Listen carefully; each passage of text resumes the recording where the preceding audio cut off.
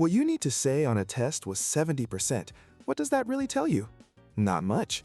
One class could have everyone score between 65 and 75. Another could be split, with half the students getting a perfect 100 and the other half failing with 40.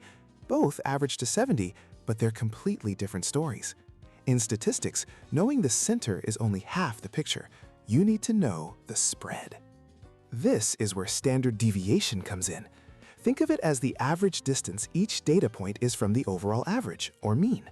A low standard deviation means the data is tightly clustered and predictable. A high one means the data is spread out, diverse, or volatile.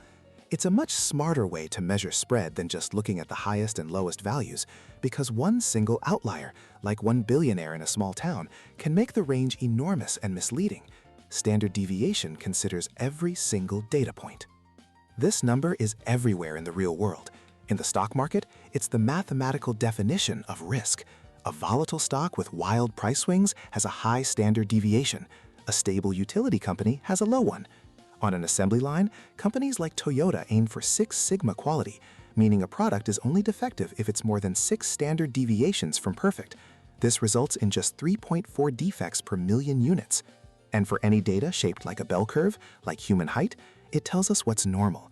Roughly 68% of people fall within 1 standard deviation of the average height.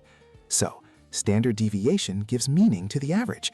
It measures consistency, it quantifies risk, and it helps us define what's truly extraordinary.